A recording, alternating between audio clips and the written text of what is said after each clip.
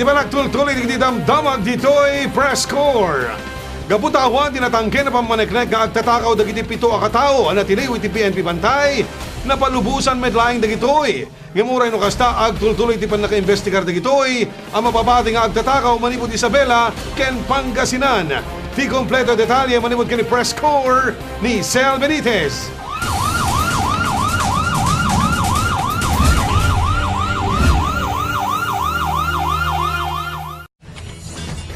Idilaing na minsan nga aldaw nakaawat ti impormasyon dagiti otoridad ti Bantay Ilocos Sur. Pakasek nan dagiti mapapati nga agraraira a budol-budol gang iti Ilia Bantay ken siyudad ti Bigan. Ditaan nagisayang kat ti investigasyon ti PNP Bantay iti panangidaulo ni Police Chief Inspector Benedicto Cardenas.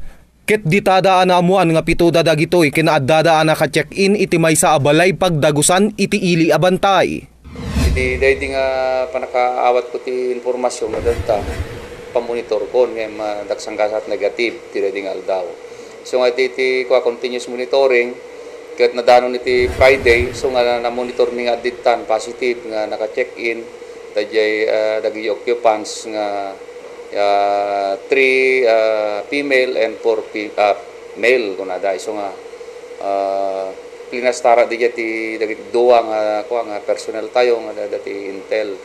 So nga tibigat idi rumarda di jay makita mo talagang description ti lugan kung naging adi jay dahil di na plug down ko di jay mismo nga ti gate nga they were about to leave the area. Iti panangiwayat dati investigasyon na amuan nga dagitoy ket taga-probinsya ti Isabela ken Pangasinan. Pinakaamuan nga rod ni COP Cardenas dagiti kakadwada iti serbisyo. Tapno baga anda dagiti na biktima ken umayda kitain ken bigbigen dagitoy. Request me ay mabalin paki-open da dagiti lugan da dama na doktalam mi nga dagiti gatas ken dagiti palpalaman ken dapat dagiti packing tape nga mapapati nga kasla naggapuan dagiti biniktimada nga maumuta pulos iti kasla na kukuha nga ebidensya nga nataltalgod ng ebidensya nga may kumakanyada kontra kanyada tapos na damo reason no rason kung mga pagitinam ni ngem kasama di may nangkita di kada mapinpoint da nga isa lagi ti nang biktima kanyada iso nga ti malem nag-decide mo latino motive yang i-release ko iso data awamot nga talaga ti kasla makita nga na nananay ng ebidensya mang detain kanyada. Gapuanan tawan pa'y itinaan-anay nga ebidensya mainai kadaytoy pinalubusan me lang iti kaming iti otoridad ti Ilia Bantay ngimnuman pa'y kasta agtultuloy pa'y lang ti pan naka-investigar kadaytoy. Ni Sel Benitez, Core TV News. Nagturpos ti may isang awarding ceremony ti firing competition nga naarami diti baro nga firing range ti Police Provincial Office ti Bulag Bantay. Nagpaut dahil ti upat nga aldaw. Dagiti na nga paket na ikanti trophy kas gunguna at yun ni Press Corps Lurley Bunag. Kalpasan iti upat nga aldaw nga panagpaot iti firing competition iti baro nga firing range iti Police Provincial Office iti Ilocos Sur. Nagtorpos daytoy babaen iti awarding ceremony. Dagiti na nga bak iti agsa sa bali a kategori. Dati ngamin competition by category by division. Nga makon ko na. Ijayan ti division na di makon ko na tayo nga production division. Damot ti standard ken classic. Ijayan ti production iti nagtapuan ijay ket ni Lawang June may isang taga-Tarlac daytoy. So na iti nangala iti civilian category. Ijayan ti junior category dati special award ni Delara Alec taga Ilocos Norte daytoy.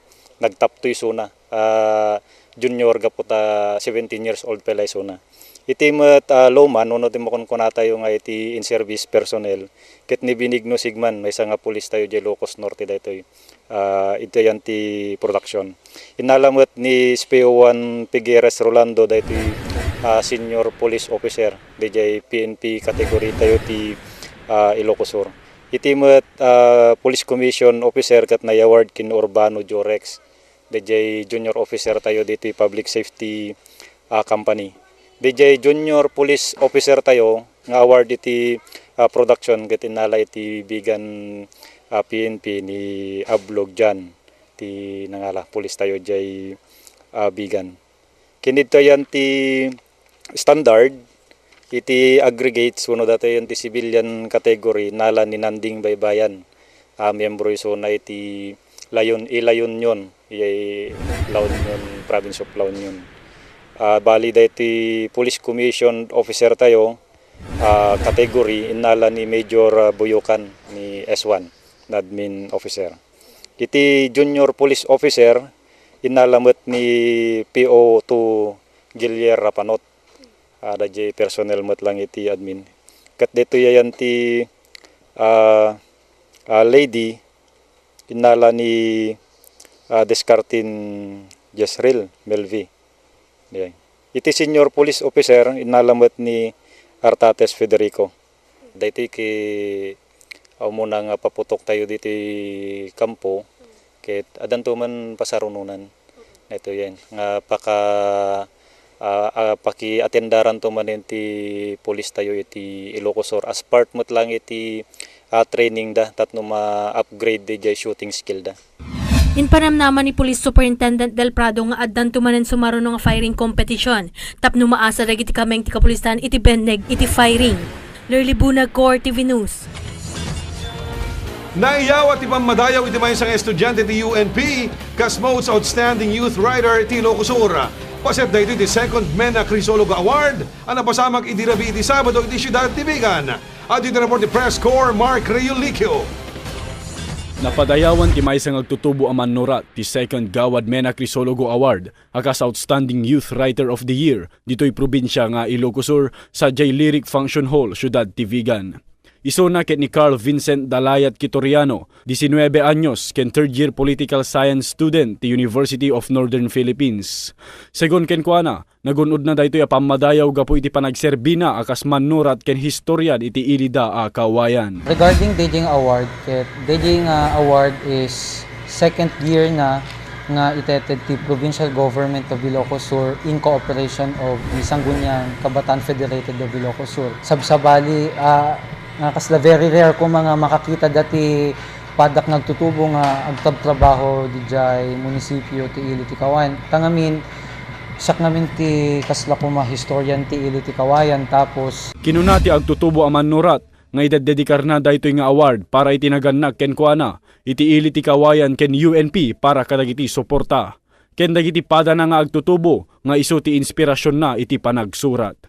Agserserbi akas advisor ken trainer na da Mayor Jeremy Golard ken ti manurat ani Jose Pepito Alvarez manipud Tilawag, Ilocos Norte. well, i-advisor ko no regarding no in Municipality of Kawayan, ti advisor ko ni Mayor Jeremy. So ti manggagad kanya no kasano no anya mo ti obra at least adalata mo ti ited nga suporta kanya no. Regarding mo ti panagsusuratan dito yung libro and aming endeavors ko regarding ti history and other related things related ti pakasaritaan ni Mr. Pepito Caso Alvarez ni may sanga nalaing ka nasilog nga historian ti Lawag City, Ilocos Norte. Nangited pa iti mensahe ni Quitoriano para kadagiti pada na nga agtutubo a manurat ken inyebkas na ti panagyaman na kadagiti maseknan. Sa pagkakataong rin ito, gusto ko rin sabihin sa ating kapwa-kabataan na matayog na mangarap sapagkat lagi nilang tatandaan tulad ng sinabi ng ating pambansang bayani ni Sigat Jose Rizal na ang kabataan ang siyang pag-asa ng bayan. Maraming salamat. Iti agdama, agbirbirok ni Quitoriano ti financier, wenno pondo para iti pan nakapaado, iti kopya ti libro na nga History of Kawayan, amadama ti validation na. Mark Reulicio, Core TV News. Madama ti panakayuswa ti Water Search and Rescue and Rubber Operation and Maintenance Training iti Ilia Kawayan. Hindi mo ti pakabuklan dahil damag manimod ka ni Press Corps, Lurly Bunag. Madama iti pan naka-aramid iti Water Search and Rescue and Rubber Boat Operation and Maintenance Training karagiti na dumaduma nga rescue team iti probinsya. Kang runaan karagiti munisipyo nga adda iti shoreline. Maisuro kadakwada ti osto nga proseso iti panagsalbaran iti bihag, particular iti search and rescue. Ken pan nakailapat iti first aid. Dati kami nga training kayat na nga i-equipment dati may dati Ilocos Sur response team tayo. May panggap iti water search and rescue. So dito nga training, ma-equip ti skills dagito nga miyembro iti Ilocos Sur water search and rescue team. 37 dagiti rescue personnel nga madama iti training da. Ket mangnamnama iti PDRRMC Officer Siegfried Duking iti nabalaygan nga panakaturpos da ito nga seminar. And ito yung training kanya to is the Special Operations Group iti Coast Guard, dagiti divers nga ken dagiti rescuers da. Lurly Bunag, Core TV News.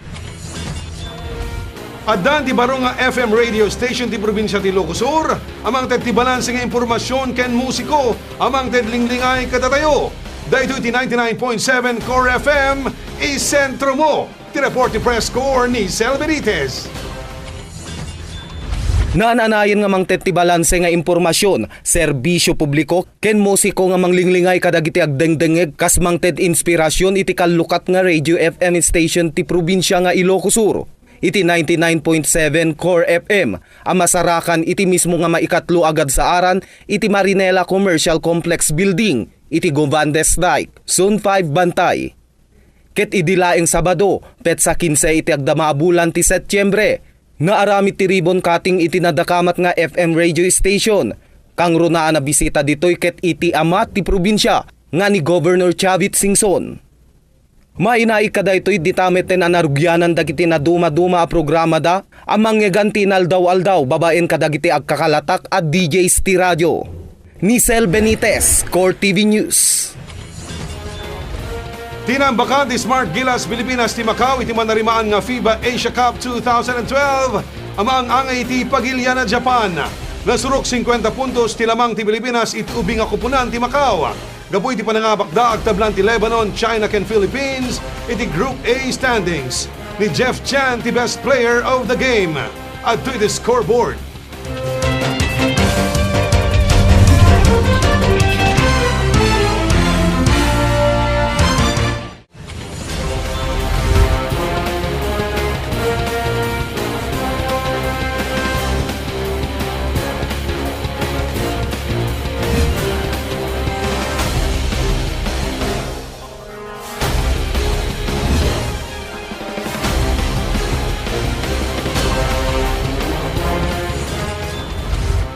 Gagayem ken kakabsat, dahito ti pakabuklan dagiti damag na sagap ti Core TV News Team, iti dahito nga aldaw iti Lunes.